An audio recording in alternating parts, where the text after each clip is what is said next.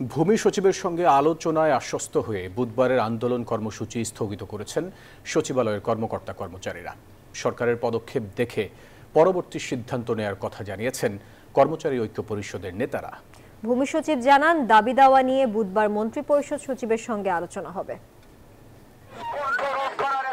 সরকারি চাকরি সংশোধন অধ্যাদেশ 2025 প্রত্যাহারের দাবিতে টানা চতুর্থ দিনের মতো মঙ্গলবারও সচিবালয়ে বিক্ষোভ সমাবেশ করেছেন বিভিন্ন মন্ত্রণালয়ের কর্মচারীরা। পূর্ব নির্ধারিত সময় অনুযায়ী সকাল 10:30টায় সচিবালয়ের বাদামতলায় তাদের কর্মসূচি শুরু হয়। জনপ্রশাসন এবং মন্ত্রিপরিষদ বিভাগ ঘুরে তারা আবারও বাদামতলায় জড়ো হন।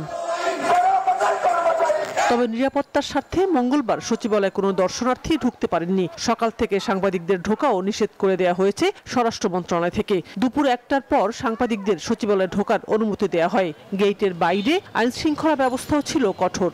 ভিতরে তো স্বাভাবিকভাবে চলছে, অফিস চলছে, স্বাভাবিকভাবে আমরা গাড়ি চেক আপ করে আমরা কার্ড শিওর আছে কিনা এটা নিশ্চিত করে আমরা ব্যবস্থা নিচ্ছি। আন্দোলনে কর্মচারীদের সঙ্গে একাত্মতা প্রকাশ করেছে বৈষম্য বিরোধী কর্মকর্তা ঐক্য পরিষদ ফোরাম। এই আন্দোলনের মাধ্যমে যাতে কোনো সাবরেজ না হয়, কোনো ধরনের সহিংসতা না হয়, এই জন্য আমরা ওদেরকে শান্ত রাখার জন্য আমরা কিছু সিনিয়র অফিসার আজকে ঢোকার কথা ছিল। আমরা বলেছি যে স্থগিতের আদেশটা জারি করতে হবে, তারপরে আমরা আমাদের আন্দোলন উদ্র করব। মঙ্গলবার দুপুর 2টায় সচিবালয়ে ভূমি সচিব ASM সালেহ আহমেদের নেতৃত্বে আরও 4 সচিব সহ কর্মকর্তা কর্মচারী ঐক্য ফোরামের নেতাদের বৈঠক হয়। বৈঠক শেষে সচিব জানান, বুধবার তাদের দাবি দেওয়া নিয়ে মন্ত্রিপরিষদ সচিবের সাথে আলোচনা হবে। ওদের কথা শুনেছি এবং যেহেতু জিনিসটা একটু তাড়াতাড়ি ওনারা চান, সেজন্য আমরা ঠিক করেছি কালকে সকাল 10টায় আমরা যারা আছি এটার সাথে সংশ্লিষ্ট সব সচিব মিলে আমরা মন্ত্রিপরিষদ সচিব মহোদয়কে এই কথাগুলো জানাবো। সরকার যেটা সিদ্ধান্ত নিয়ে করবেন সেই সময়টুকু আমরা কাজে থাকবো, নিয়োজিত থাকবো, কোনো আন্দোলন করবেন না। ভূমি সচিবের সঙ্গে আলোচনায় সন্তুষ্ট হয়ে কর্মচারী ঐক্য পরিষদ তাদের বুধবারের কর্মসূচি স্থগিতের কথা জানায়।